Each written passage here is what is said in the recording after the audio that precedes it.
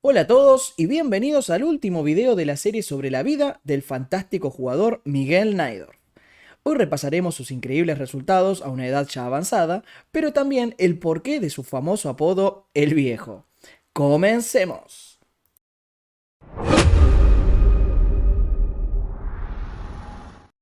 Ya a fines de la década del 40, su prematura calvicie y cabello canoso hicieron que Naidoo se encargase de autotitularse El Viejo, cosa que aconteció aún antes de haber cumplido los 40 años.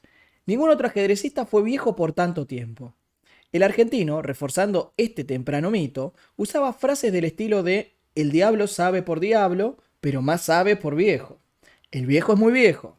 Y otras del mismo tenor, las que proclamaba mientras jugaba partidas de ajedrez rápido en el Club Argentino de Ajedrez o donde fuese.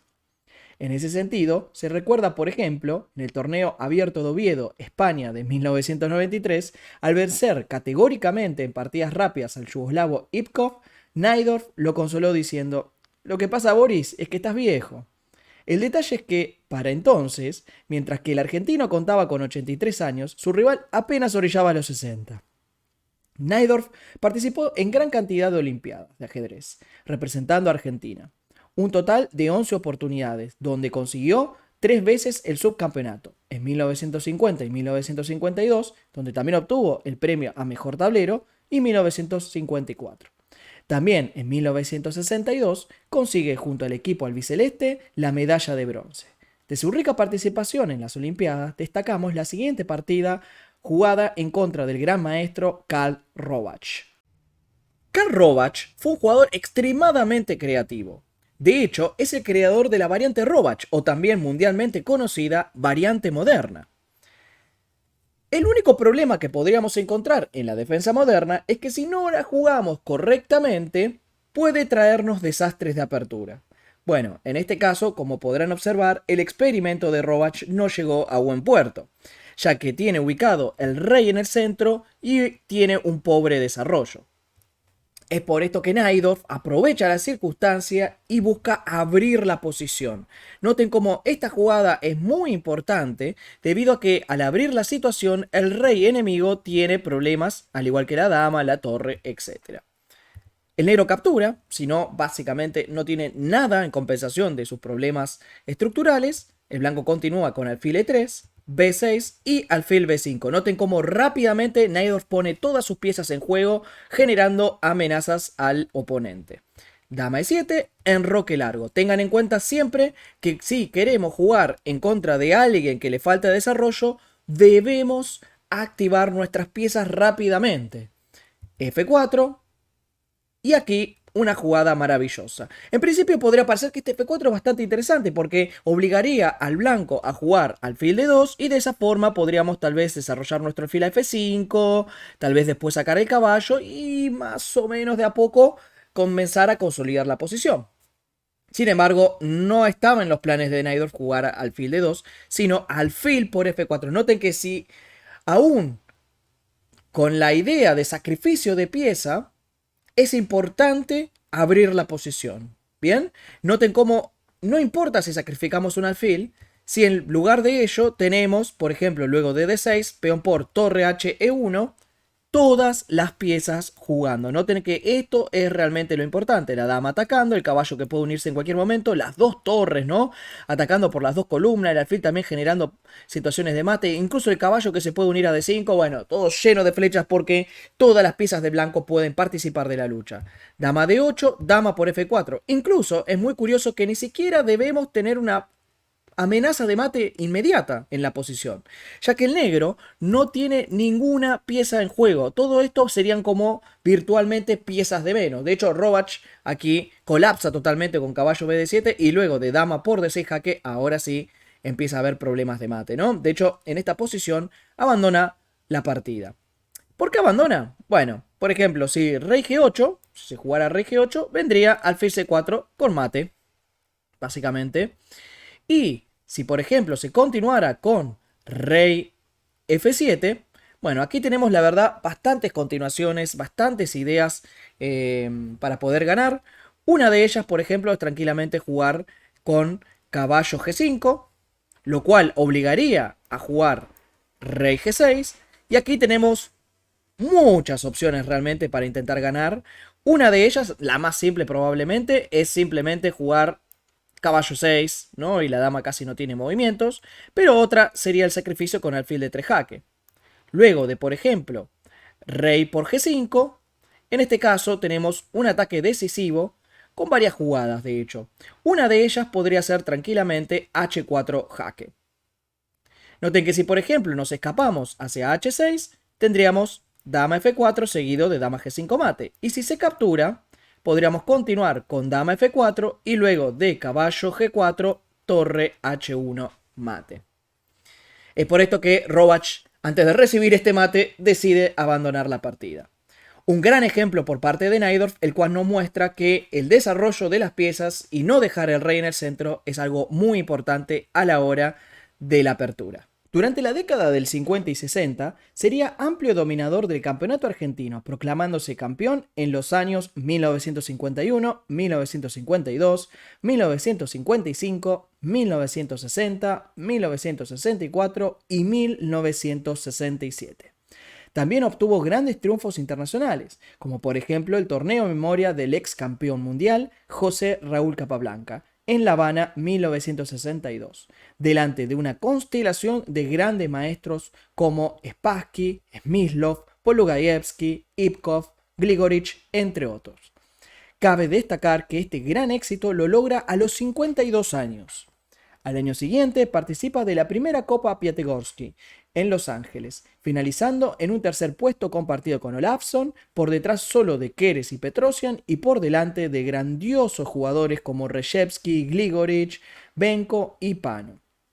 En 1969 empata el primer puesto junto a Pano en el zonal sudamericano a los ya 59 años.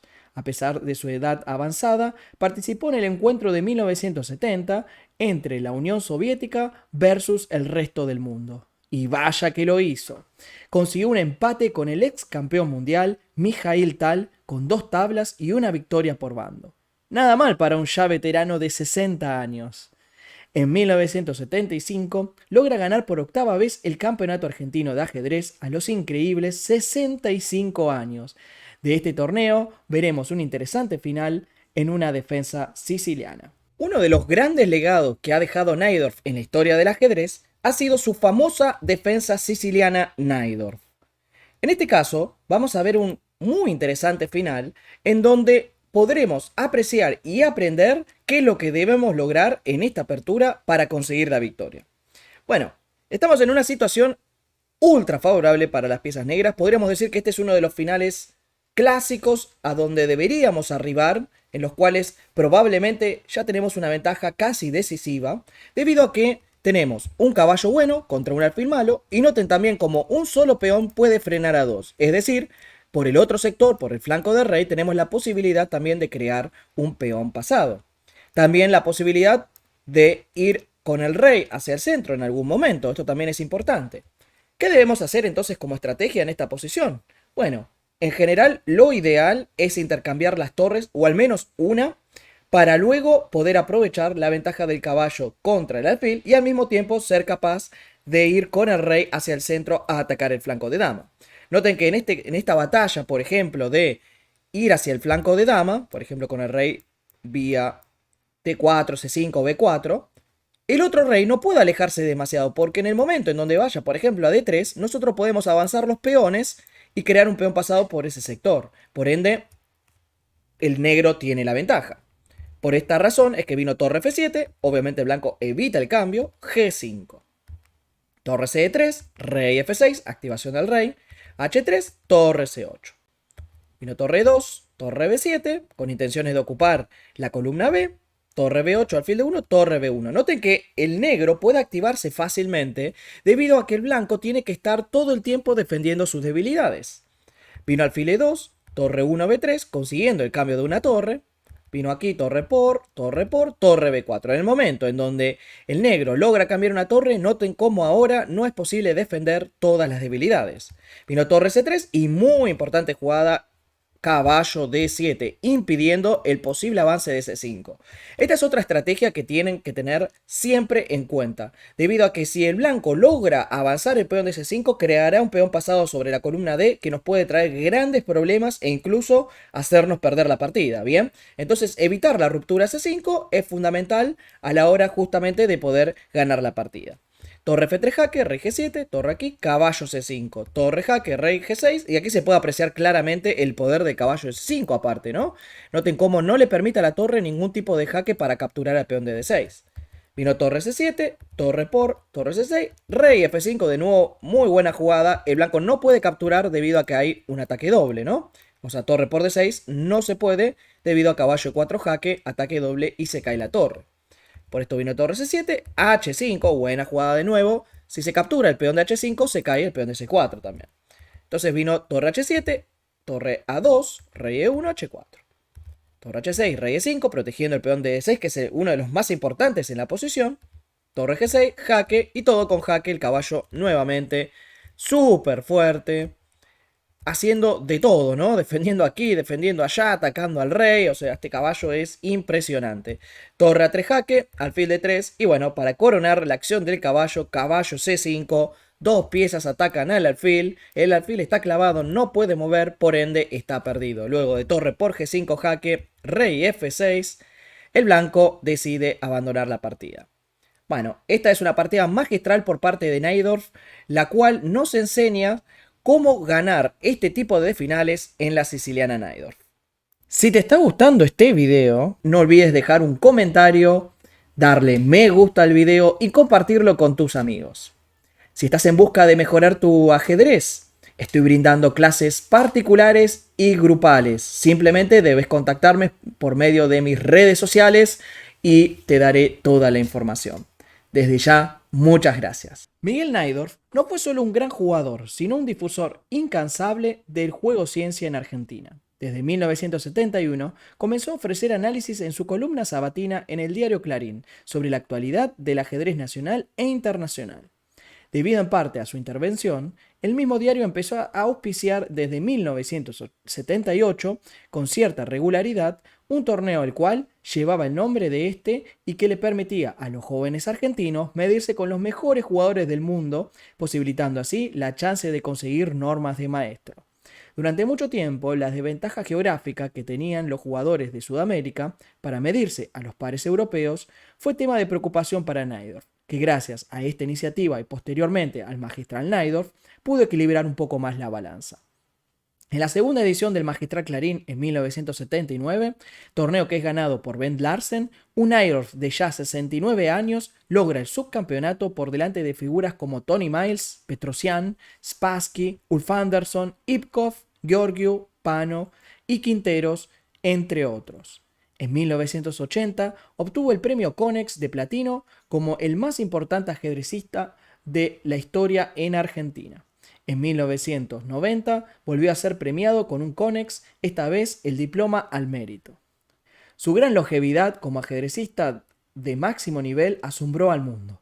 Por ejemplo, en 1982 se enfrentó al futuro campeón mundial Garry Kasparov en Buyogno, Yugoslavia, que era 53 años más joven que él. En 1996, en el marco de la Olimpiada de Yerevan, la FIDE lo designa miembro de honor de la entidad. A continuación, juega un torneo en Groninga, para gente de altísima edad, en donde sale campeón Smyslov y segundo Najdorf, por delante de jugadores de la talla de Denker, Guimard, Szabo, Janowski, entre otros. De este último torneo, repasaremos una linda victoria contra Arnold Denker. Luego de varias jugadas, arribamos a esta posición después de una defensa india de rey que es bastante típica, ¿no? Es decir, el blanco aquí tiene varias ideas interesantes, pero una de ellas, y la más importante, es la de F4. Debemos considerar esta jugada por varias razones. La primera y principal es que las piezas del segundo jugador están casi todas sobre el flanco de dama, lo cual permite, en este caso a Najdorf, atacar con mayor velocidad. O sea, es decir, existen menos defensores sobre el flanco del rey. Entonces nosotros podemos aprovechar rápidamente esta circunstancia. Por otro lado, noten que si nosotros no jugamos activamente, es muy posible que lo haga el negro, porque ya está preparando B5 y posibles ataques sobre el flanco de dama. Entonces, F4 es una jugada que es muy buena y que de hecho puede parecer a primera instancia una idea tal vez no tan acertada, porque el negro tiene la opción de jugar alfil H6, que es lo que probablemente había calculado Denker, ya que luego de F por E3, alfil por E3 jaque y dama por E3, se puede continuar con caballo G4.